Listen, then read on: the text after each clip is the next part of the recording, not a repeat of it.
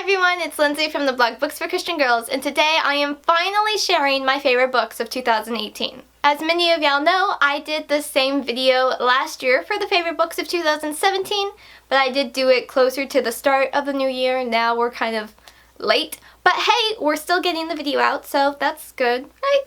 Because in 2018 I did take a little break or hiatus for a couple months, I did a video when I came back sharing the best books I read this summer and also the mid-year book freakout tag. So I did talk about some of these books then, and I will link them up in the cards and down below as always if you'd like to see more books.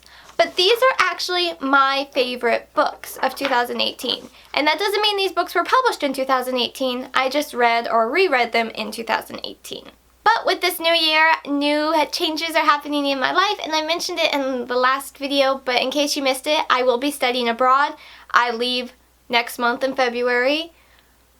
Am I prepared for it? Not completely, not quite. I have the important paperwork, but you know, the actual packing thing, that hasn't even begun to start. Okay, it's kind of started, a little bit. I do have a study abroad channel that you can see up here and at the end of the video and in the description below. I have it linked everywhere because I'm quite excited about this new channel for when I'm studying abroad in Seoul, South Korea. I am very excited about studying abroad. That will change the dynamics of BFCG. I talked about it in my last video, which I'll link up here, and y'all can see the news, check out my study abroad channel because I am so excited to be studying abroad in Seoul, South Korea and making videos while I'm there. And also prior to leaving, I have some videos in the works, so maybe y'all check that out if you're interested. No worries if you're not. If you're just here for the books, that's okay. Let's get started with my favorite books of 2018. I only read 125 books this year, and I know y'all might be like, that's a good amount, Lindsay. And it is, but it's quite lower than what I've done in the years before, and that was because of everything going on in my life, including a lot of school, y'all. A lot of school. I did a lot of school this year. Yay, university. So because of that crazy schedule, I didn't have quite the amount of time I would have dedicated to reading per usual. So I had to be a little more critical this year. I will have one honorable mention I will share in the middle of this video, but for now, these are the top 6 books of 2018 plus an honorable mention. I will note right now that most of these will not be a surprise if you have seen even 3 of my videos from 2018. This isn't going to be a surprise. So, The Story People by Heather Kaufman. Oh my goodness. Can I do this video without fangirling? No. I mean, are we really shocked, y'all? Are we? The Story People by Heather Kaufman. I have been loving seeing y'all add this book to your shelves and read it and enjoy it or love it. It makes me feel like I'm doing something productive with all my fangirling. I don't think I'm going to do very well in this video because I'm going to be fangirling over all of these. Oops. So The Story People by Heather Kaufman is a book I gave 5 stars, and I only gave 2 books 5 stars this year. Out of the 125 books, only 2 of them got 5 stars, and this is the first one. The second one you will see in a moment. So this is a contemporary light romance set at a bookstore. It's better than any Hallmark movie out there, just saying. Okay, I don't know about y'all, but I was a very imaginative child, and I made stories up for everything. And that's kind of what this book plays into, the childhood imaginations and the friends and the stories, and I was touched and deep into my soul, and I'm just like, I get this book so much, and I love this book. The characters, the side plots were, I know, even if you're not a fan of side plots, don't let that keep you away from this book because they were pretty good side plots, if I say so myself. So not only is this book absolutely stunning on all of the sides and inside, oh my goodness, y'all, inside, the start of every chapter is so pretty. So not only is this book aesthetically beautiful, it's also got a wonderful story inside, and it was such a good book. I hope you all love it. I definitely loved it. And now I'm trying to figure out when I can reread it before I study abroad. And then the second book I'm going to be talking about today, Where You Lead by Leslie Wall.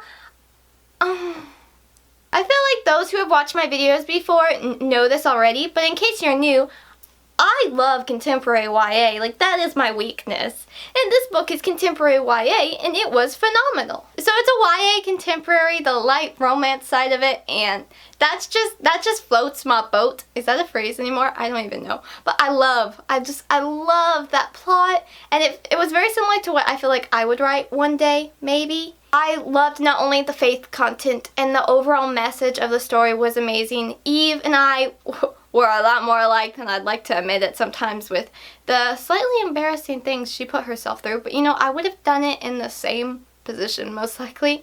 Then you have Nick and his large, lovely family. And then you have the mystery and the historicalness and a little bit of politics in the sense of it's set at Washington, D.C. And it's so good. It was so good. Just how everything just came together, and I was so happy. I was so happy. I loved it. So good. Now we see me face the dilemma of wanting to reread both of these because these were my top 2 books of 2018. Not in any particular order. I loved them just the same. So the third book I'll be sharing with y'all today, I gave 4.5 stars and was actually a reread from many, many years ago. And that was Noras Arc by Judy Bear. Get it? Noras Arc instead of Noah's. Get it? Okay. If you follow my Bookstagram, then you most likely already know that I love puns, but this just the title of this book makes me happy. And when a title makes you happy, you have high hopes for the actual book. And all of my expectations were met for this book. So Judy Bear actually wrote one of my all-time favorite books, $1 Million Dilemma. And if you've seen any of my videos, you most likely have heard me talk about it because I talk about that book often. I have a quote from it on my wall. But with this one, I read this one years and years ago, and I finally got around to rereading it, and it was still so cute. The main girl, Nora, runs a pet store, and she has a pup named Bentley, and the back cover is actually done in his point of view. Hi, my name is Bentley. So cute. I think some people might not like the romance of the story in the sense of there's like 3 guys that are interested in Nora, but I feel like the other 2 like weren't true contenders, so I didn't get upset about it, but I could see that some people might not be overly thrilled with like every guy that comes across Nora falls in love with her. But I mean, we dealt with that in the Mandy series, so I think I'm used to it by now. And the next book y'all saw me talk about, and I don't know what video, I'll link it up here or down below if I've run out of cards, because I always run out of cards in these types of videos. So this next book is Porch Swing Girl by Taylor Bennett. So not only do we have a beautiful 1950s blue cover, this is a contemporary book where the main girl is stranded in Hawaii. Yeah, it doesn't really sound like a place you could be stranded, but in her case, it is. And you'll have to find out more about the book via Goodreads because all I'm going to do is fangirl over how beautifully written this book was. Not only was this book just absolutely stunning and beautifully written, the main girl, Olive, really had to go through a lot of emotions inside of herself, and her character development was so realistic. I was so very impressed not only by her, but the overall plot and all the other characters. All the other characters were fun. I am obviously so looking forward to book 2 in this series. I'm going to have to reread this one before book 2 though. I know that for sure. That's a guarantee. So Porch Swing Girl by Taylor Bennett got 4.5 stars for me. And yes, that makes me very happy. I have 2 contemporary YA books that came out in 2018 that I loved. That's pretty exciting to me. Honorable mention time! I just read part of the book and now I'm all giddy again. Imagine that. Across the Blue by Carrie Taransky. I know y'all aren't shocked. Please, y'all are not shocked. While it wasn't my top favorite by this so talented author, I still really, really enjoyed it, and I'm even more anticipating and eager for her next book. I fangirled over that in my last video, so I won't fangirl here. I actually have a note in here. I didn't write in the book, y'all. Don't freak out on me. Don't freak out. I wrote on a sticky note, then sticked it in the book. I don't write in my books. But I have it. Girls settle for nothing less than a Carrie Taransky hero. You know, it's not a lie because I've even told my mom, I'm like, you know, if God, Janice Thompson, and Carrie Taransky write my love story, it's gonna be awesome. I can't believe I just admitted that. Okay, is that going to be edited out? We'll see. Like every other Carrie Taransky book, The romance was so sweet. The content was off the charts wonderful. And the main characters were so cute. So now time for our second to last book, and that is Happily Ever Astin by Erin Mangum. Obviously, I love the title. It's a pun. Me and my puns. I love my puns. Erin Mangum books. Y'all know my love for Erin Mangum books, right? Don't you? Please tell me you do. Daisy does. Did you hear that? She does.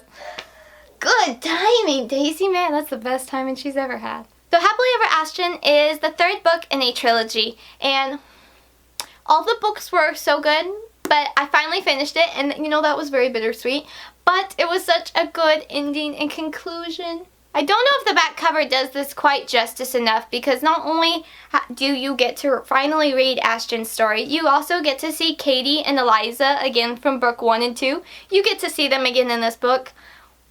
Which, yes, please, I always want to see all the Erin Mangum books. You know what I'd love to see? I'd love to see, like, just a book or a novella collection of all of the Erin Mangum characters meeting and somehow being connected. Like, do a Janice Thompson, like, with the Bella series and the Backstage Pass series and the Weddings by Design series. If you've read those 3 series, you know how much they are all interlinked with each other by Janice Thompson. Finally finished rereading them all and reading them all, and it was amazing. So I'd love to see that for Erin Mangum. That would be so much fun. But I'll read any Erin Mangum book. So obviously I'm anticipating whatever her next book will be. I haven't finished the Maya Davis series though, so I think I'm going to set that as a hopeful goal for when I come back from studying abroad.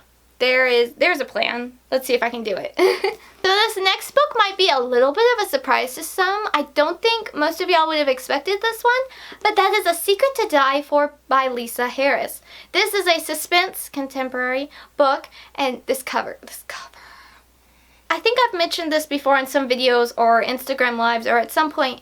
My major was almost the criminal justice homeland security field, and I still have a slight interest in that, so I still read suspense and criminal justice books.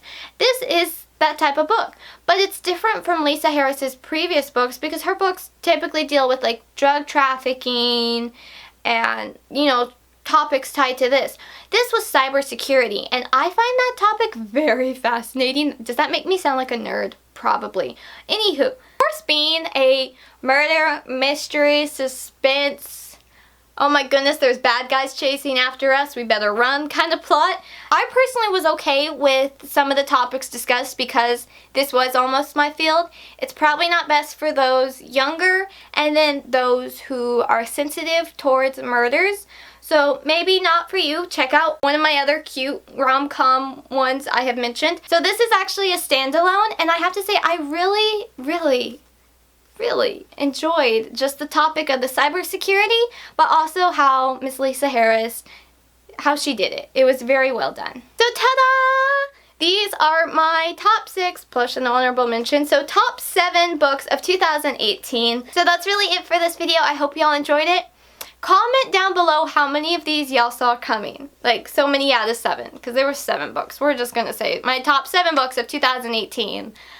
They were my favorites. They were all excellent. Please let me know in the comments below if you have any of these now added to your TBR, or if you read any of these this year and also really enjoyed them. I would love to know in the comments below. So that's really it for this video. I hope y'all enjoyed it. Hopefully my fangirling made y'all a little bit interested in these books, because all I really did was fangirl. I will go ahead and leave review links to all of these books down below as well, because I didn't do well with words today. All I did was make facial expressions and say things were fantastic, phenomenal, wonderful, amazing, that kind of thing. Regardless though, I hope y'all are now interested in some of these books, and if so, then I did my job, and I will see y'all next time.